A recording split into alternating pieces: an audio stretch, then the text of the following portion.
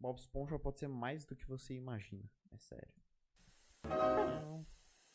Olá rapaziada, hoje a gente vai estar analisando um episódio de Bob Esponja e eu sei que Bob Esponja não tem lá muitas coisas que deem pra ser analisadas, então eu vou tentar tirar leite de pedra aqui e vocês me contam no final se fez sentido ou não. O episódio em questão é o SB-129 e ele começa com o narrador falando que o Lula Molusco vai tocar um clarinete, mas como sempre o Bob Esponja e o Patrick atrapalham enchendo o saco dele. Bom dia, Lula Molusco! Quer caçar água viva? O Bob Esponja continua muito irritado, perguntando se ele quer caçar água viva, até que ele pergunta se o Lula Molusco está pronto, e ele diz que não e que nunca vai estar. E eu até poderia fazer uma analogia com a vida aqui, ou dos afazeres que mais te irritam, ou da realidade batendo na sua porta, te expulsando de casa, e você não aceita isso, é a causa da sua insatisfação. E por mais que a existência pareça absurda, ela é o que é. Mas acho que fazer essas analogias poderia ser uma forçação de barra muito grande, então vamos só continuar. O Lula Molusco decide ir sozinho ao Siri Cascudo, já que é domingo e ele ficaria sozinho lá. O que é engraçado, porque agora tudo o que ele mais deseja é ficar sozinho.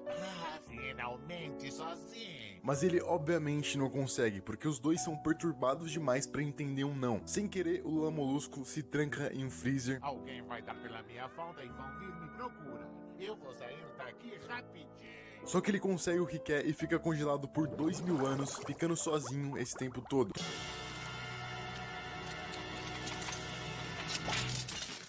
Tudo bem que ele gostaria de, além de ficar sozinho, também tocar o clarinete, mas pelo menos ele conseguiu metade do que ele queria. Ele acorda em um futuro onde Bob Esponja virou um robô. Saudações, primitivo! Esse aqui é o Esponjatron, e algo muito engraçado acontece nesse episódio, que eu só vou comentar depois, quando começar a fazer mais sentido. Mas vamos ver se vocês sentem o mesmo que eu, ou eu só tô chapando muito mesmo. Todas as coisas no futuro são cromadas, aparentemente, inclusive as plantas. E aqui vem uma das melhores cenas desse episódio, na minha opinião, que é quando o Esponjatron fala dos clones dele, o Esponjatron X, Y e Z. E o Lula Molusco pergunta se todas as outras letras do alfabeto estão inclusas. E ele diz: Claro, todas as 486. E depois de ouvir isso, o Lula Molusco entra em um estado de pânico. Ele fica completamente alucinado, suando frio no chão, repetindo a palavra futuro. Eu fiquei me perguntando o porquê dele ter ficado assim, e a resposta é meio óbvia, na verdade. A coisa que ele mais acha chata no mundo é o Bob Esponja, e no futuro ele descobre que existem quase 500 dele. Então é provável que ele tenha ficado muito decepcionado com o futuro, já que não é como ele esperava. E o pior pesadelo dele se multiplicou 500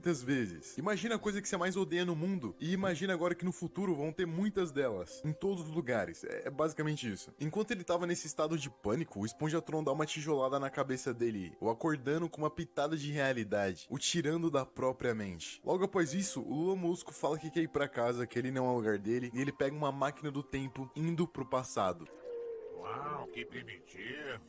É engraçado o fato de que sempre que alguém do presente ou futuro olha pra algo do passado nesse episódio, diz que primitivo, como se sua época fosse superior à época passada, criando um senso de superioridade por fazer parte de um futuro. E isso também dá uma ideia de ciclo nesse episódio, como se a história se repetisse, já que o Esponjatron falou isso primeiramente e agora o Lula Molusco também tá falando, mostrando um padrão que se repete. E nesse passado ele também encontra o Patrick e o Bob Esponja, que ao verem uma água viva ficam meio estranhos e a pegam com a mão, levando choque. O que vocês simplórios estão fazendo? Vocês deveriam pegar estas coisas e não se torturar por causa delas! Olha o meme do Bob Esponja ali. Por ter vindo de uma época mais atual, o Lula Molusco sabe exatamente o que fazer com a água viva. Ele sabe o meio de se divertir com o que atualmente causa sofrimento. E ele mesmo cria uma rede de caça à água viva. E ao fazer isso, ele cria no futuro o jogo de caçar água viva, que é o que tanto incomoda ele. Então, voltando ao passado, ele se torna o seu maior problema. Ele sofre com a própria criação. E ao finalmente se ver sozinho,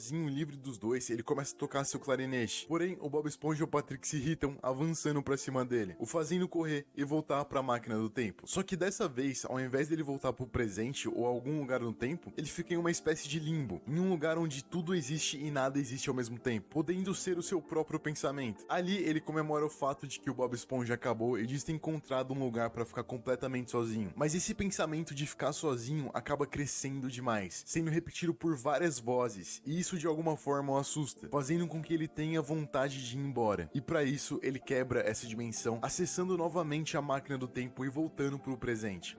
Eu quero ir pra casa, eu quero ir pra casa, eu quero ir pra casa. Eu sinto falta da fenda do biquíni, eu sinto falta da Ilha da Páscoa, até sinto falta do Bob Esponja. E aí ele consegue voltar pra casa e até diz estar feliz por vê-los novamente, mostrando que ele prefere suportar Bob Esponja e o Patrick do que lidar com a sua própria solidão. Vocês não sabem como estou feliz por ver vocês.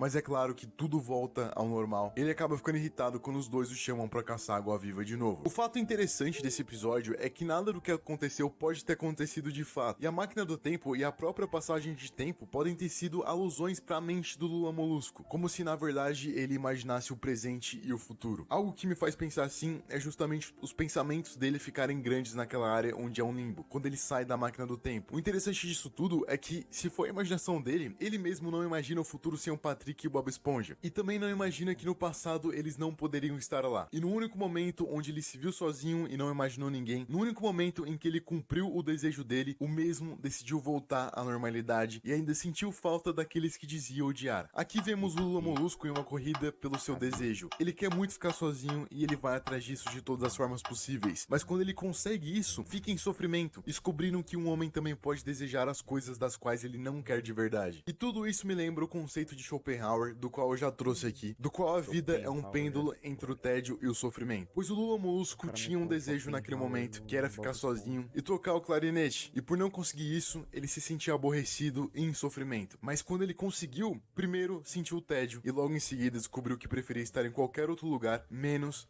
no lugar desejado. Mas se tudo aquilo realmente aconteceu e na verdade ele realmente viajou no tempo, a explicação para aquela dimensão pode ser um pouco mais complexa do que se a própria mente dele. Se ele realmente viajou no tempo, a gente pode levar em consideração que a história se repete e que as únicas coisas que se atualizam são as aparências. O sistema vai ficando tecnologicamente mais complexo ao passar dos anos, mas as situações e as angústias continuam as mesmas. A personalidade do Bob Esponja e do Patrick são diferentes em cada época, mas ainda na antiguidade, onde os dois não se comportavam de maneira habitual, da qual conhecemos, mas sim de uma maneira estranha e mais primitiva. Diferente dos tempos atuais, onde tinham as personalidades mais consolidadas, quando mudam de aparência. Uma coisa também acontece nesse episódio, que é o Lula Molusco admitir que tá com saudade do Bob Esponja e do Patrick, mostrando que por trás de toda aquela vontade de ficar sozinho, existe também um desejo de estar com alguém. Ou o Lula Molusco é muito confuso e não sabe realmente o que deseja, ou ele mente pra si mesmo e para os outros, a deixar parecer que ele não gosta dos dois. E isso demonstra um pensamento feito por Maquiavel há muito tempo atrás, onde ele diz que os homens ofendem mais os que amam do que os que temem. E Lula Molusco comprova nesse episódio uma parte da veracidade dessa fala, onde ele mesmo trata mal aqueles que ele descobre que gosta. Mas eu seria injusto com Bob Esponja e com Patrick se eu terminasse o episódio falando somente do Lula Molusco, já que os dois devem ser elogiados, tanto pela serenidade inabalável mesmo diante de várias injúrias, quanto pela dedicação em caçar água-viva que sobreviveu por décadas, pois este sim é um desejo verdadeiro e contínuo. Por mais hedonista que ele seja, ele ainda é real e constante, sendo mais racional do que a vontade do Lula Molusco de estar só.